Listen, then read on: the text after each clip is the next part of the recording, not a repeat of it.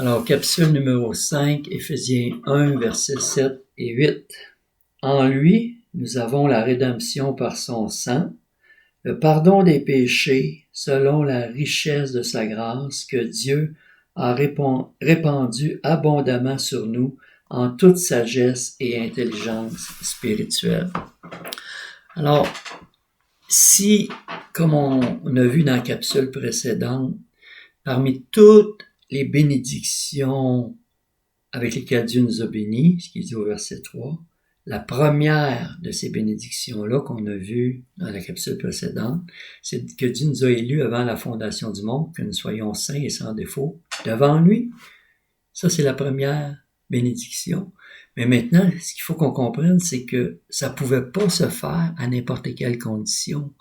C'est pour ça que maintenant, Paul va ajouter 2 autres de ces bénédictions qui ont rendu possible qu'on soit considéré saint et sans défaut devant Dieu. Et ces 2 bénédictions, c'est la rédemption et le pardon. Il dit en lui, nous avons la rédemption par son sang, le pardon des péchés, parce que Dieu ne pouvait pas faire de nous des saints sans premièrement ôter le péché de dessus nous. Jean-Baptiste a dit de Jésus, voici l'agneau de Dieu qui ôte le péché du monde. Et personnellement, je crois que c'est ce à quoi Dieu travaille présentement depuis 2000 ans, depuis que Jésus a inauguré le processus. On est dans le déjà, mais c'est pas encore terminé, mais c'est à ça que Dieu travaille. Une des dernières paroles de Dieu dans l'Apocalypse, c'est de dire, voici, je fais toutes choses nouvelles. C'est au présent. C'est pas je ferai toutes choses nouvelles, c'est je fais. Et ce que Dieu fait, c'est d'ôter le péché du monde. Et ça, c'est à travers le ministère de l'Église sous la gouvernance de Jésus. Mais ça, c'est une autre question, une question d'eschatologie, mais en passant, je soulève cette idée-là que Jésus est venu pour ôter le péché du monde. Et la rédemption, le pardon des péchés, c'est la grande preuve que Dieu ne peut pas traiter le péché à la légère. Il dit dans l'Épître aux Hébreux que sans effusion de sang, il n'y a pas de pardon des péchés.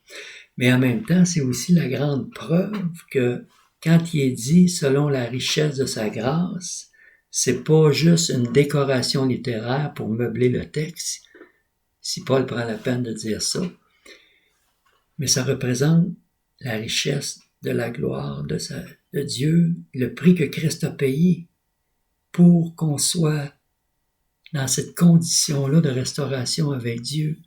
Christ a subi une mort d'une extrême violence. Il y en a qui ont vu le film La Passion du Christ de Mel Gibson. Il paraît que c'est pas encore assez descriptif. Et pourtant, c'était d'une extrême violence. Mais c'est à ça que réfère la mention du sang.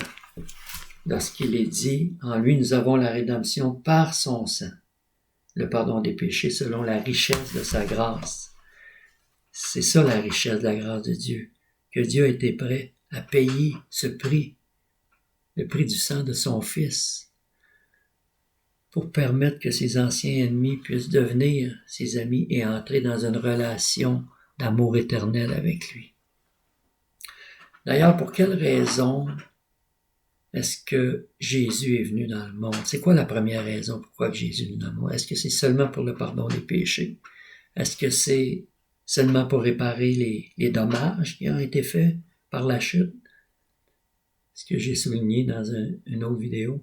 Non, c'est pas seulement pour réparer les dommages. C'est dans le but que Dieu puisse accomplir son intention suprême qu'il avait au départ de restauration, de relation de l'homme avec Dieu. C'est ça qui a rendu la rédemption et le pardon nécessaires. Et d'ailleurs, pourquoi mentionner rédemption et pardon? Pourquoi y a-t-il une différence entre les deux? Bien, la rédemption, c'est notre délivrance de l'esclavage du péché. Comme lorsque les Hébreux ont été délivrés d'Égypte, ils ont été rachetés, ils ont été délivrés de leur esclavage en Égypte. Nous, la rédemption nous a délivrés de l'esclavage du péché, nous a délivrés de la puissance du péché. Alors que le pardon nous délivre de la culpabilité du péché, parce que qu'est-ce que ça donnerait au fond d'avoir été délivré de la puissance du péché si plus tard, il faudrait payer pour les péchés qu'on a commis dans notre ancienne vie? Non. Alors, on a été non seulement rachetés, mais pardonnés. Et c'est la réalité que Dieu veut qu'on saisisse. Il est dit qu'il nous a non seulement rachetés et pardonnés, mais selon la richesse de sa grâce, que Dieu a répandu abondamment sur nous en toute sagesse et intelligence. Dieu veut qu'on saisisse avec notre intelligence, qu'on ait la sagesse de ce que ça signifie, cette rédemption-là, ce pardon-là. Ça fait partie des bénédictions qu'on doit saisir. On n'a pas tout le temps demandé le pardon à Dieu, on l'a. Il faut le saisir, se l'approprier, vivre dans la conscience, l'intelligence qu'on est des rachetés, des pardonnés. Vivre dans la compréhension, la prise de conscience que ce que Jésus a fait, ça s'est produit dans l'histoire de l'humanité il y a 2000 ans, dans l'espace-temps, dans le monde naturel. C'est important de le saisir parce que ça a une portée ensuite pour nous faire une transition dans le spirituel, dans le surnaturel, dans la position que ça nous a acquis. Jésus avait dit à Nicodème, si vous ne croyez pas quand je vous parle des choses terrestres, comment allez-vous croire quand je vais vous parler des choses célestes? Il faut qu'on comprenne la portée de ce que Christ a fait dans le monde naturel au cours de l'histoire, il y a 2000 ans, dans l'espace-temps. Que c'est un événement qui a des portées, qui a traversé les siècles. Il a accompli ça il y a 2000 ans, mais c'est un phénomène spirituel qui traverse les siècles, qui s'est rendu jusqu'à nous aujourd'hui, puis qui va continuer jusqu'à la consommation finale. On est dans cette tension, comme j'ai dit déjà, entre le déjà et le pas encore, mais c'est déjà fait en Christ. Et on s'en va vers l'accomplissement. Alors soyons prêts, parce que l'Épître aux Éphésiens, comme j'ai dit, c'est le document le plus divin à jamais avoir été écrit par un être humain. En fait, c'est pas moi qui dis ça, mais je l'ai lu et je disais comment j'étais d'accord avec ça. Mais c'est une lettre Éphésiens qui nous amène au sommet de la montagne des vérités de la foi chrétienne, pour qu'on saisisse la portée